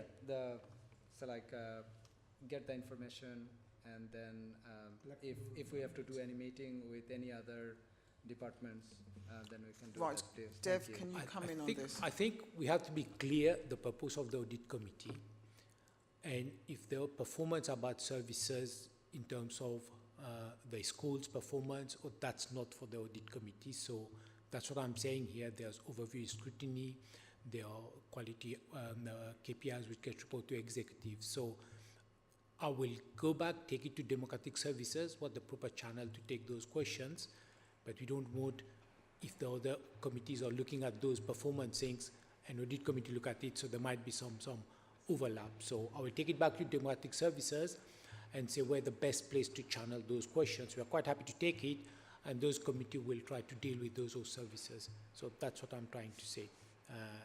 I'll get back to you on to say where the proper channel to channel those questions. Yeah. That makes sense. How it is, the questions, some of the questions that you specifically asked sits under other committee structures, not audit and governance. We have an overview and scrutiny committee that deals with children and education, and some of your question relates to that. That is a public meeting. The meetings, the minutes and the agendas are on the council's website. That's their steers on some of the questions you have asked with regards to performance and outstanding. Where we pick up the schools bit is with regards to their governance and their finance, not in relation to their attainment, so their educational attainment or Ofsted.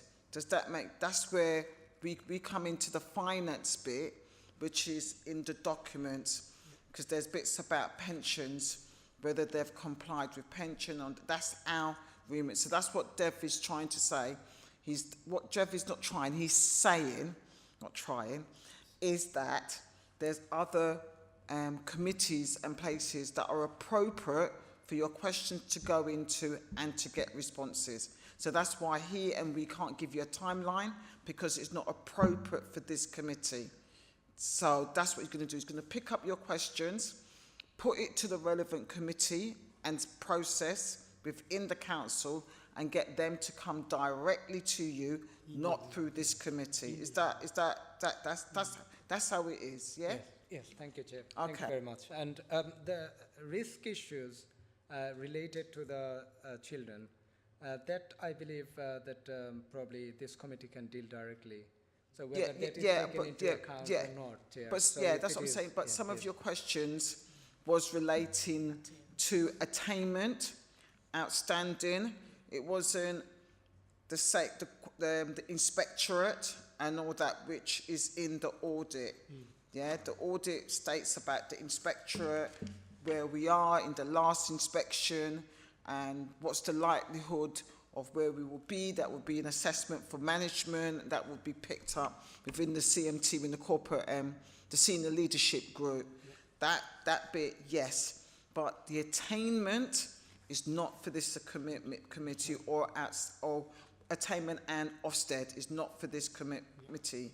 Yeah? Okay, so I'm now, if you finish, I'm now going to go to Councillor Hussain for him to ask his question. Yeah, Ofsted does matter in terms of the ILAC inspection of children's services, which is a big ticket thing, and that is a huge risk to the council, and this committee is very much, the question ought to be asking that. So that inspection is very important of children's services, CQC, these are all big ticket things, and my question really is leading towards that, is that all those are in this year's one, and in terms of the agency spend and the homeless spend and the send risk. Now 4 or 5 major risks that we have got. Can you just give us assurance to this committee that we have taken into account, because any one of those would really have a serious consequences for this council. So coming back to the children inspection, yeah, 5 years ago we had sort of the inspection. The council has put significant resources towards turning around. So my understanding is the latest is the direction of travel is we make very good progress. In terms of the areas where you're mentioning homelessness and children's services, special education need, transport, other social care, they are real budget pressures. So you will see the Q2 reported a significant overspend, and that overspend we're trying to see how part of the deficit recovery plan we can manage that demand. And what you will see in the 25-26 budget, which will be coming in January, the first executive meeting, you will see how much additional growth we are putting towards meeting those budget pressures. But when you look at the risk register itself, the budget, in terms of having a balanced budget, is a high risk, and we've highlighted that, and it was highlighted in part of Q2, and we're saying maybe the first year, maybe we may have to use reserve to balance the budget. So we are working towards that, and it's not just this council, a lot of council has got serious financial challenge, but the autumn statement has provided additional resource, and there's an acknowledgement children's services, homelessness, adult social care, and there's additional resources, and that will form part of the budget. Going forward, whether there'll be still the same level of resources, probably not. So that's why we're looking at how we are going to do transformation, how we're going to do demand management, how we're going to manage the services, but we need to have sort of a balanced budget. So that is highlighted as a risk in terms of the sustainability of the budget, but we're working towards, and the budget 25-26 will give much more information how we are going to balance the budget. I think members would like to see it have in terms of the overspend, be that may in children's services or homeless or adult social care at an earlier stage, and what are we doing about it, rather than, because you can use the reserve only once, you can't do it twice. So longer term, we need to be looking at what are the long-term solutions for us, because we can't just dip into the reserves and just, do that. It can only be 1 year. What happens in the following year? Because those are the ones that the demand is growing and continue to do so in years to come. It's not something the homeless will disappear or children won't be coming into care, because more homeless does bring in children's services under huge pressure. Because one of those consequences of homeless is children's coming into care. Absolutely.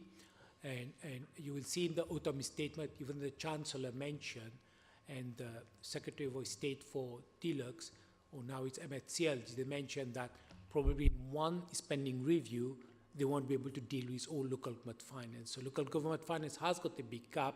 So the next spending review is for 26-27, and that's the consultation paper will be out. And there, as you will see, central government is asking savings of 5% across department. So this spending review has provided additional resources, and the reality is it enough? No, because the demand is going up. So you're absolutely right, we have to keep an eye on that, and that's the biggest challenge, especially single-tier authority where you've got social care is a big challenge. So let's hope the next spending review, the new formula, the way government will reallocate resources is more towards council where there's high needs, like social care, low council tax base, like Luton, we've got a low tax base. So potentially when they will do the reallocation, council like Luton potentially will get a much more higher share, but unless the cake gets bigger, we'll just dice and slice the cake, and some will get less, some will get more. So we'll wait and see how the 26-27 spend review takes place. And the final allocation for 25-26 final settlement will be announced week commencing 16th of December. So we've got some estimate we're working on, but the final figures will come out 16th of December, week commencing. Yeah. Councillor Hussain. Councillor Underwood. Thank you, Chair. Just a quick one, I think. LBC 0098, the result of a cyber attack, says likelihood is 1, subject to implementation and investment in the cyber security action plan. So does that mean at the moment that risk is higher and we're waiting for the implementation of? So that particular risk assessment by the risk officer is saying it's a medium low at the moment because of the cyber security action plan that's in place. So it's almost like a disclaimer. So you know, if we didn't have that level of investment to be able to kind of deal with those controls, I suppose, around that. I suppose it's also around the accreditation that we have, because we also have cyber essentials accreditation as well. So again, that tests us against those controls in place. So taking that into consideration, it's considered to be medium low, but I suppose the risk owner felt that they needed to put that statement in because that could be subject to change depending on the level of action which has been taken on this space, and because it's fast moving as well, so it can change at a rapid pace as well. Okay, it just seems, I'm struggling to see how the likelihood is, it's a very low likelihood that it could happen. Surely it's going to happen at some time. I mean, this. I suppose they're looking at the risk of backup failure. Sorry, was it 98? 98? Is that what we're looking at? So as part of the cyber attack, I suppose, in terms of the, I suppose the likelihood is low, I suppose, around that, because of measures we have in place to mitigate against that. So I suppose whilst there may be attempts around that, it hasn't kind of, I suppose, materialised or resulted in what some other local authorities may have experienced with a cyber attacks. I suppose on that basis, that's how it's been assessed. But I can certainly go back to the risk owner to get more clarification for the committee on that one. Yeah, that would be appreciated. Thank you. Councillor Skipple-Hall. Thank you, Chair. While it's encouraging to see the recruitment and retention risk come down, it's still the specialist people that we struggle to find. And I think that's partly because LBC sits in an unfortunate position of being too close to London. And I don't think those specialist people, such as finance and audit people that we've been short of, are just as likely to find themselves going off either into the private sector or off to London boroughs where they can earn so much more. I don't know if there's any kind of strategy that could be brought forward that would increase our retention. I think recruitment's not a problem so much, in that you get newly qualified people come in, but with the intention of getting some experience and then moving off to a more lucrative job. And I don't know how, as an authority, we tackle that.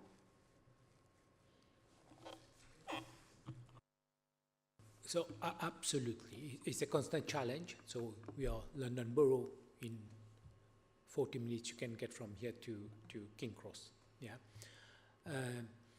Then we've got county, and county, big yes, they can offer. Can we match the salary? Probably not, because you match the salary themselves. So what we are doing here is, as you quite rightly said, try to grow our own. So in finance, we're training more people. Like Kanchan came through the year. All my finance business partners has started and they are, yeah. But some of the technical, like chief accountant, even I've got a pool of 15, 16 qualified. I haven't got somebody who can slot in.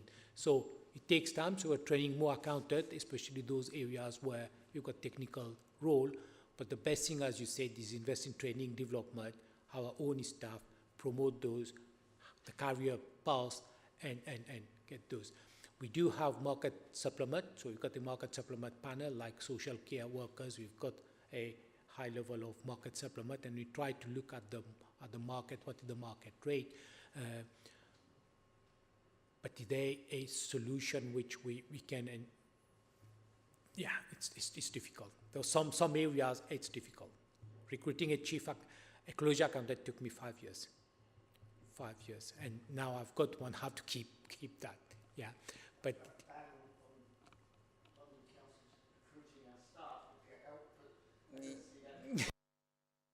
Sorry, a ban on London councils poaching our staff would be helpful, but I don't see that coming forward anytime soon. So we'll just have to keep looking for alternative ways. Thank you, colleagues, for all your questions. Before I go to the recommendation, I just want to ask Grant Thornton, EY, Grant Thornton, not EY, right, given some of the questions we've asked, in the value for money statement that EY presented a few months ago, there was mention about the risk, I think from 1920, on inspections, and I cannot see on the work plan for March when you will be bringing the value for money statement for 23-24. So I'm conscious we've made progress over the 5 years, but I do remember a big chunk was in their statement on inspections and the risks. So given the conversations of my colleagues, I just wanted to check, when are we going to get that, and how are you incorporating you're working with officers on that bit for the value for money statement, because that was quite significant in there. Thank you, Matt. If you could come back on that. Thank you. Yeah, that's fine. I mean, I think, so in broad terms, I think I would have hoped to have the value for money work in front of you by now. We've had a little bit of internal capacity issues, which have meant that it's not quite as progressed as it should be. It should be there or thereabouts in the next couple of weeks, I would hope. So it will come to the next committee. We will need to have a conversation about the next one, because we'll need one before the end of February to do what we'll need to do for the accounts. So we'll take that offline in terms of... Did you say the next committee meeting is the 14th of Feb? No, so we'll need to have one before the end of February, because right, okay. Because you'll need to receive that report and our audit findings report before the backstop date. So obviously we'll take that one offline in terms of how we deal with that, because obviously the 4th of March won't work for that. But yeah, we'll look to get it to that meeting, so you've got sight of that, and obviously we've noted that. So it should be in the report in terms of our views on that area. Okay, so can I ask, given the amount of papers that I'm going to have to read before that meeting, can I have them not in one tsunami, all the reports, Dev? Can I have them in trance so that I can read, ask questions, and then feedback before they have to go out to members? Because this list is quite long for the 4th of February. So is that if there's a problem, please tell me early rather than later. I like my sleep. So I've just been straight on that one, yeah? Thank you. So through you, Chair, can I just come in quickly? Yeah. Is the committee considering an additional meeting to receive that item, or is it coming to this meeting on the 4th of March? No, from what I understand with Matt, the paper, the value for money statement for 23-24 will go to the section 151 officer in time for it to come to me with the other papers to read, so it will be an agenda item for the 4th of March. Good. Correct? Okay. Yeah, so the meeting needs to happen before the 28th of February. No, there's no commitment See, with 28th. Yeah, so that's what Matt is saying. As a chair, we need to consider have a meeting in February because of backstop. So before the backstop, those reports will have to come to the audit committee. 4th March is too late, because before the backstop, we'll have to bring that. So we have to consider setting up another meeting So, in February. so that's what the minute taker was asking. So we're going to have to convene another extraordinary meeting in February. Let's just say, yeah, the work's been heavy. Extraordinary meeting in February to meet what deadline now? No, end ain't good. I need Pacific. What's the date? 28th of February. Right, so outside of this meeting, I need to know timescales because everybody's we've got to fit a time to allow the food. Is that okay, Matt? Yeah? Yeah. So we'll look at my diary and convene. I mean, it doesn't. I guess it doesn't have to be an extraordinary. You could move that 4th of March meeting back. Yeah, that's what I It's would entirely just. up to you. Yeah. So, how we play, but obviously we can have that conversation. Yeah, we online. could bring those items back to that meeting. It's on up the to you how you 28th, want. I mean, because there's only few dates in between.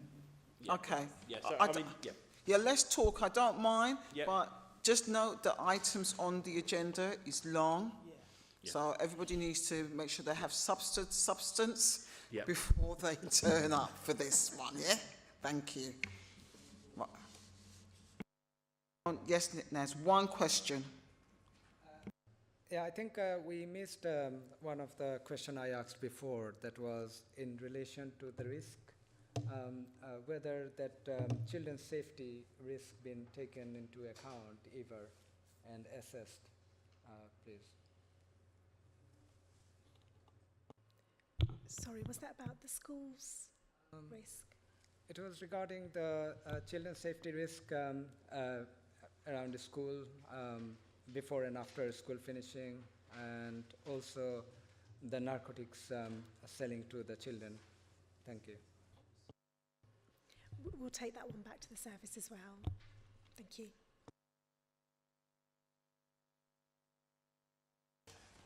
Sorry about that. Have you asked and finished? Sorry. Right, so if we go to page 37, recommendation is that the committee is recommended to review the updated corporate risk register. We've done that. So noted. Thank you, colleagues. We now move to agenda item 11, which is on page 71 to 79, Chair's Annual Report of the Audit, Governance and Committee. Over to you, Kanchan, again. Thank you, Chair. So this is for the committee to consider and approve the Chair's annual report on the work undertaken by the Audit and Governance Committee and associated matters for the financial year 23-24. So this is a requirement as part of SIPFA's position statement and guidance for the committee to be able to kind of demonstrate in terms of the work that is undertaken and to assess its effectiveness as well. So the report sets out the purpose of the committee's membership and attendance during 23-24, the training received by members, a summary of the work undertaken by the committee in relation to 4 key areas of responsibility, which relates to internal audit, governance and risk management, integrity of the council's financial statements and external audit. This is supported by a list of reports presented to the committee at Appendix A. And in addition to that, the key findings from the external effectiveness review undertaken by the GGI is also included within the report. So the committee is recommended to review and approve the report and to refer the Chair's annual report to full council for consideration.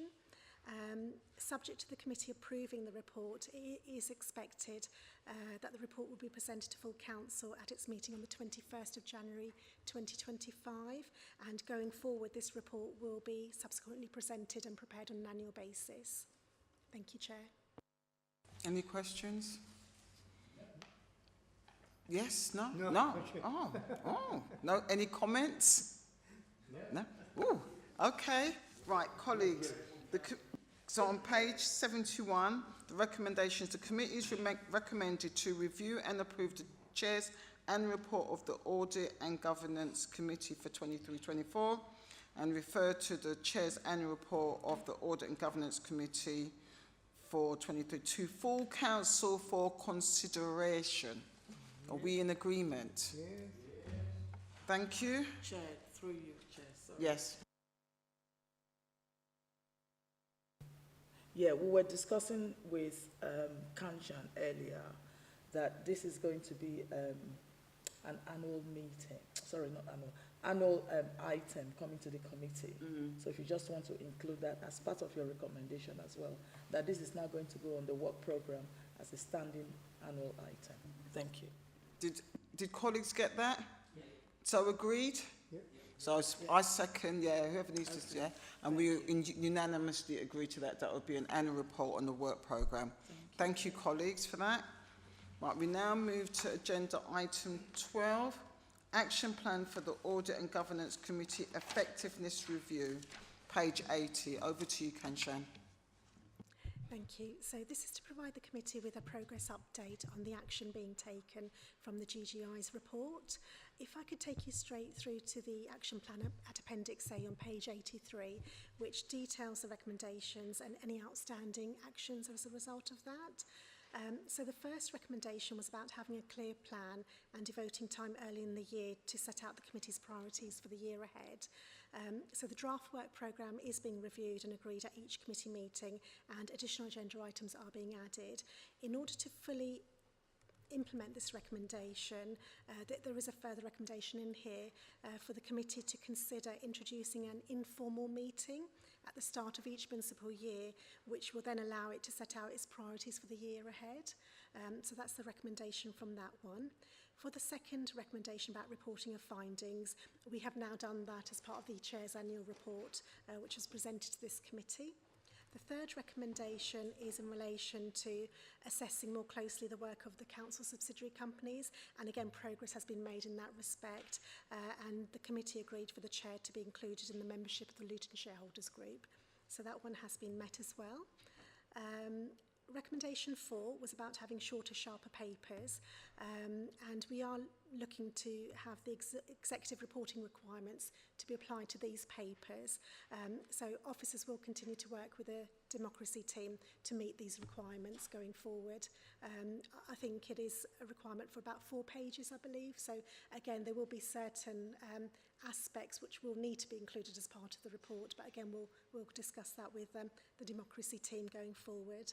The last recommendation is around focusing on development and having an annual development programme to support the continuous learning and ongoing improvement of members. So there is a training and development programme in place for all elected members, which includes training on risk management and finance. And members of the Audit Committee also receive annual training on the role of the committee. Going forward, we would suggest that there is a list of areas that the committee should receive going forward around the role of the committee, risk management, counter fraud, and the financial aspects around the statement of accounts and treasury management. But there also is a second recommendation to fully implement this recommendation. The committee may also wish to consider the completion of a knowledge and skills self-assessment matrix, and this can be done again at the beginning of the financial year. So when you have that informal meeting, that can then inform any additional training requirements which can be planned in for the year ahead. So the committee is recommended to note the progress and consider and agree those 2 additional recommendations going forward. Again, I'm happy to take any questions on that, Chair.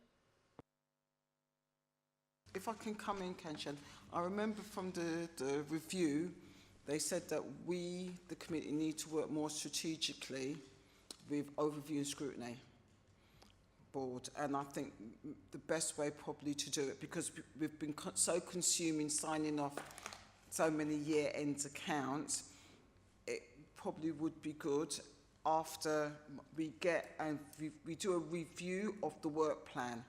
I think that probably would be good to look at our work plan into the new municipal year and their work plan to see, and that could maybe fit within in the planning, the first planning meeting, because I don't want anybody to review, come back a year later, because we're now halfway, we'll soon reach halfway point of the review we've just going through now, and we haven't covered everything, dot the I's and cross the T. And the bit was we're not working, we're not looking, we're not operating strategically. And so I want us to look at what the overview and do a review. So can we incorporate that somehow in the recommendations? I think we need to slightly amend the informal meeting. So that's recommendation 1, that we review the work plan for overview and scrutiny. Yeah, we share each other's work programme. We include that in recommendation 1. Is that agreeable to everybody? So you're making it a non-informal, making it a formal planning meeting rather than an informal one. The informal meeting, so on page 83, it says the Audit and Governance Committee to agree an informal meeting to be held at the start of each week to set out the priorities for the committee for the year ahead. So that's being strategic. But in the review, there's suggestion we should review what overview and scrutiny is doing, because we sit within a triangle. There's us, Audit and Governance, there's overview and there's scrutiny, and there's the exec. Exactly. And what they were saying in the report, we're doing well, but to up our game, we need to look more strategically. The only way we can do that is to be informal, look at our plan and overview and scrutiny plan, and hopefully within that we could do number 2, the audit skills. So we complete that in the first informal gathering. Then officers will be clear where is the strengths and the weakness of the committee, and we can then tweak our work plan in corporation having sight of overview and scrutiny, but that wouldn't be in the public domain. But we need to create a space for us all to just sit and talk and plan, and we can't do it in this type of meeting. It's inappropriate, really. So that's where I am, to change recommendation 1 to share the work plan, or we receive the work plan of overview and scrutiny so that we can move forward as a group. Is that agreeable? Go ahead, Hussein. There's a bit of confusion for me here. This committee is a statutory committee of the council. Overview and Scrutiny Committee looks at all the Scrutiny Committee of the council. Their programs is completely different to ours. I mean, they look at the overall scrutinizing of the council and the executive. And this one is particularly has a statutory role in every local authority. So according to the constitution, where does it all sit in? It was a recommendation from Good Governance Review about we are doing well, but we can be more strategic. That was what it is. Yeah, so that is it. So, and in being more strategic, we look at, review what overview and scrutiny. To have a meeting with them, I don't think there's not the capacity, yeah, because of all the different bits. But to review what they're doing, and we can digest that, is an opportunity. We paid for the review. We may as well try and see how we can make their recommendation work. But if it doesn't work, it don't work. I just don't want them to come back and say we didn't consider it. But that's my. If you are not for it, it's up to. We can have that. This is why we have an informal meeting, so we don't have a big debate in public. I'm not challenging that. All I'm saying is that I'm confused. One has got a different role to this one. This one is a statutory committee of the council as an overview, audit and governance. The other one looks at a different role as an overall committee of all the scrutiny committee of the council. So, do you want to come in? I think we need to. I think I'll try to help here. Absolutely right. Every committee has got their own role. Yeah. And as we've mentioned, there's other roles. But what the report said, there might be some overlap, because a lot of things audit committee can see in terms of the risk, and overview and scrutiny might be scrutinizing that there's areas. So there might be some report coming to overview and scrutiny in January, and then audit is looking at the similar things in March or April. So what the chair is saying is, if you look at the whole year program and look at the audit program, there might be things we can realign it and then have a much more audit committee looking at things and overview and a bit realignment, so that at least then you can see more strategic in terms of, from a council point of view, across the system. And that's basically the recommendation says. But that's a good thing, we look at it. And rather than overview, considering something in March, an audit committee in year, and if there is an overlap, then let's do it jointly. Yeah. Thank you for explaining that so eloquently.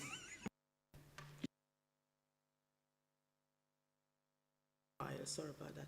Taking this discussion back to the democracy manager for her to look at the process and how these committees can work together with scrutiny. I know that there are 4 different scrutiny committees. Each of them have their own specific remits. However, the Overview and Scrutiny Board looks at more strategic areas, and I can see where this committee will be able to kind of link with OSB. If you share your work programs, you can have a look at the overlaps, and you can have that opportunity to engage and have the conversation moving forward. Thank you, officer. Really appreciate it. Thank you. Is everybody in agreement? Thank you. Thank you very much. So, Chair, sorry. Could I just be clear that the municipal year starts at annual council, is that correct? May, yes. Yeah. Yeah. Thank you very much. So we are, hang on, what have we got to do? So thank you for that. So we've done item 12. We've got the work plan for item 13 before us. Now, we've already added to it, because we talked about the value for money statement for 23-24, and we're going to look at changing the date to February, because it needs to be done by the 28th, everything. So I'm going to coordinate with officers. Some dates will come out. It will not be the first half of the month, I can tell you that. It will be, but we'll look at, I'm just being straight, it's not going to be the first half of the month. And we'll send out some suggested dates to make sure that we're totally correct. What this does mean as well, we had moved the start time for the 4th of March to take into account Ramadan, because we didn't say it was any point to start, then people need to break for Ramadan and come back. Moving it to February means it won't get caught by Ramadan, so it'll still be the same start time as 6 o'clock. But with the agenda how it is, I can see it easily going on for a 3-hour meeting. So we need to come suitably, not too tired, to be fully participating in the discussions. So if there's no questions or anything, go on, Councillor Hussain. If we can, because I mean, obviously we will have a lot of pressure on meetings in February, March because of the other budgetary, and some of us are a member of quite a few other committees. So if we can avoid an extraordinary meeting, unless it has to be on one subject only, and we can get on with it and move, if we can avoid that, that would be very helpful. So if I understand, you're happy for us to add the value for money and move everything so it's just one meeting? Well, yeah, please. Yeah. Okay, thank you, Councillor Hussain. Once everybody's in agreement, unanimously, yeah, bow, bow. We now end our meeting, our last meeting for 2024. On that note of the bow, have an enjoyable holiday when it comes. Enjoy and be merry. Thank you.